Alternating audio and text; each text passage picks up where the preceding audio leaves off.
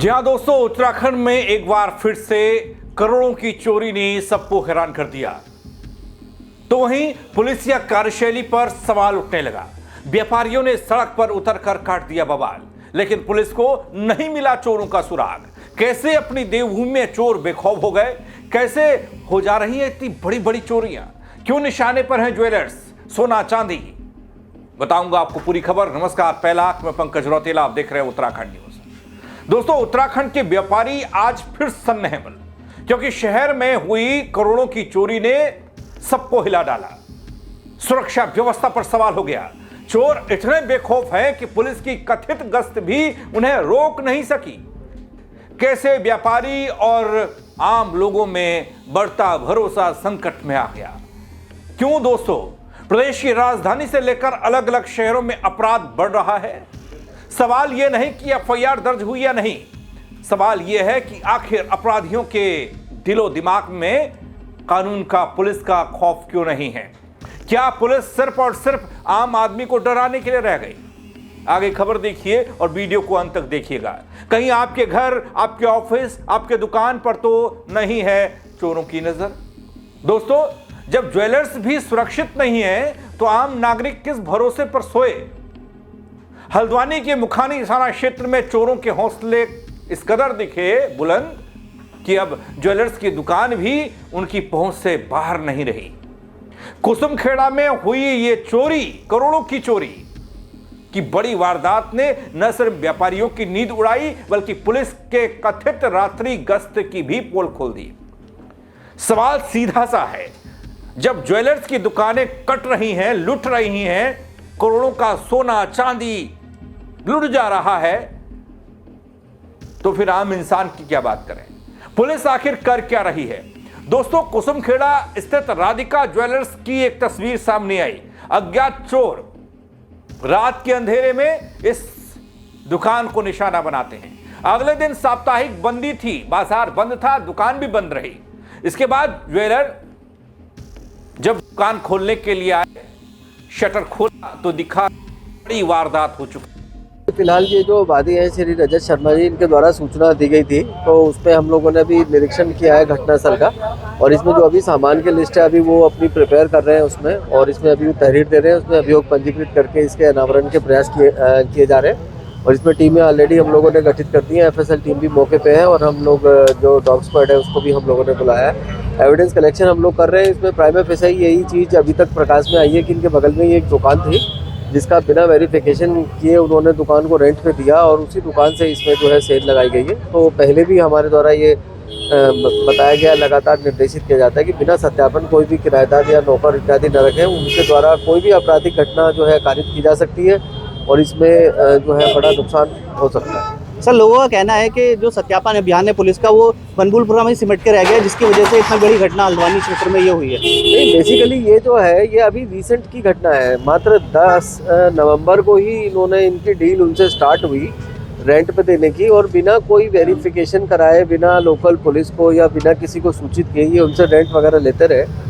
और उसमें जो लोग हैं, उसमें से कुछ लोगों के कुछ फोटोग्राफ्स और सीसीटीवी हम लोगों को मिले हैं, और हम लोग उस पर आगे काम कर रहे हैं। उम्मीद है इसमें जल्दी सफलता मिलेगी। सर, तो दोस्तों, अब दुकान लूट चुकी है, सराफा व्यापारी लूट चुका है, पुलिस जांच कर रही है। जांच में पता चला कि चोर बड़ी प्लानिंग से इस वारदात को अंजाम दे गए। ज्वेलर की शॉप के ठीक बगल वाली दुकान 40 दिन पहले दुकान मालिक गौरव विश्व से किराए पर ली गई थी। थोड़ा समझिएगा, इतना ही नहीं, करीब 22,500 रुपया महीने का किराया तय हुआ था। और फिर उसी दुकान के बीच की दीवार को ड्रिल मशीन से काटकर बड़ी आसानी से ज्वेलर्स का करोड़ों का सोना चांदी समेटकर फरार हो गए चोर। दोस्तों, चोरों ने पूरी प्लानिंग के साथ वारदात को अंजाम दिया है। दुकान मालिक ने 40 दिन पहले दुकान किराए पर दी, लेकिन सत्यापन नहीं कराया। हैरानी इस बात की है कि इतनी बड़ी चोरी के दौरान न तो किसी ने शोर सुना और न ही पुलिस की कोई गश्त टीम मौके पर नजर आई।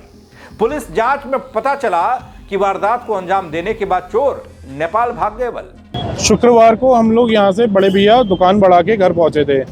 आज सुबह जब आके दुकान खोली तो देखा यहाँ पे चद्दर वगैरह लगी हुई थी। उन्होंने इस दुकान से बगल में दुकान है, ये खाली थी कई टाइम से, इसमें काम चल रहा था 3-4 दिन पहले से वो बता रहे थे कि यहाँ पे कपड़ों की दुकान खोलेंगे।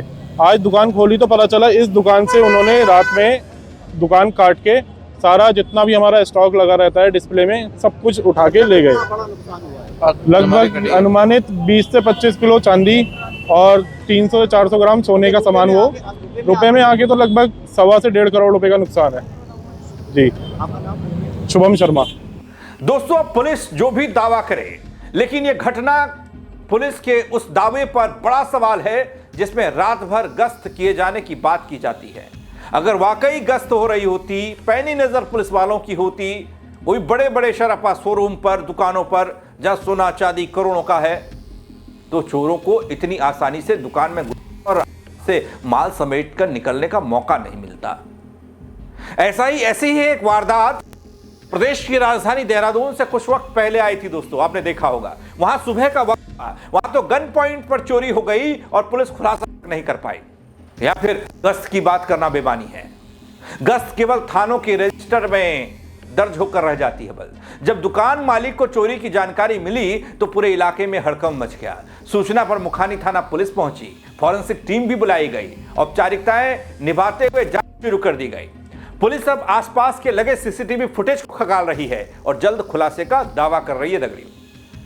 लेकिन ये वही दावा है जो हर चोरी के बाद दोहराया जाता है।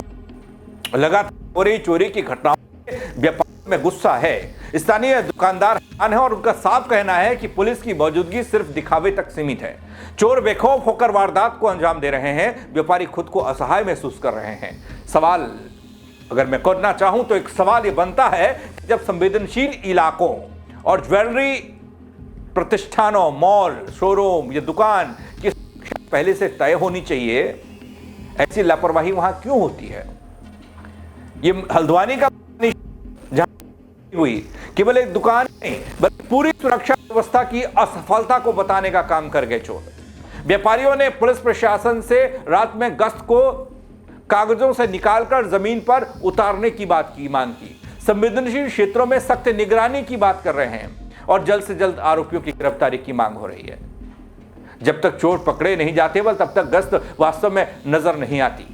अब इस पूरे मामले की अपडेट की बात करूं तो अब तक तो पुलिस के हाथ खाली हैं और जब ये वारदात होती है तब तक पुलिस को पता नहीं, अगली सुबह किसी और दुकान के कटने की आशंका बनी रहती है। व्यापारी चिंतित है। पुलिस के लिए अब सवाल नहीं, जांच चल रही है, ये बात होनी चाहिए और जांच के दौरान खौफ होना चाहिए कि भैया नहीं, पुलिस एक्टिव है।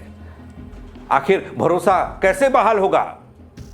आम जनता में मित्र पुलिस का भरोसा कैसे बहाल होगा? एक बड़ा सा प्रश्न चिन्ह लगा हुआ है। दोस्तों, इस पूरे घटनाक्रम में जैसा कि मैंने आपको बताया, पहले रेकी की गई, कई दिनों से रेकी हुई और उसके बाद बड़ी सफाई से, बड़ी आसानी से चोरों ने ज्वेलर्स की दुकान को निशाना बनाया। अब तस्वीरों के जरिए देख भी सकते हैं, ज्वेलर्स की दुकान के ठीक बगल में एक दुकान खाली पड़ी है। उस दुकान को किराए पर ले जाया गया, 22,500 रुपये किराया तय हुआ और उसी दुकान से इस ज्वेलरी शोरूम की रेकी हुई। कहां, कैसे और कितना सामान रखा है, कब दुकान खुलती है, कब बंद होती है। और उसके बाद अब देखिए, ज्वेलरी शोरूम के अंदर एक आपको छेद दिखाई देगा, बहुत बड़ा तो नहीं लेकिन हाँ, एक आदमी इसमें घुस सकता है, इतना बड़ा छेद है। यही है मशीन के जरिए बगल वाली दुकान से पड़ोस वाले ज्वेलर्स के दुकान में इस ड्रिल मशीन के जरिए छेद किया गया। उसके बाद समेटा और भाग निकले। इस तरह की प्लानिंग, चोरी की ऐसी वारदात, इस तरह का तरीका अपने आप में हैरान कर देने वाला है। और गुस्से में सराफा व्यापारी वो बताते हैं लगातार यहां पर, ये जब से दुकान किराए पे दी गई, कई बार पूछा भी गया भाई क्या है, वो लगे यहां दुकान खोलेंगे हम, हमारी प्लानिंग ये है। इस तरह की बात करते रहे, रेकी करते रहे, बात करते रहे, रेकी करते रहे, लेकिन मौका मिला। ये घटना शुक्रवार की है दोस्तों, शुक्रवार रात की यह घटना है जब चोरों ने इस घटना को अंजाम दिया। शनिवार को साप्ताहिक बंद रहता मार्केट और तो कोई दुकान नहीं। जब रविवार को दुकान में गए तो उसके बाद पता चला कि यहां तो कांड हो गया। करोड़ों के सोने और चांदी के जेवर लेकर चोर फरार हो गए।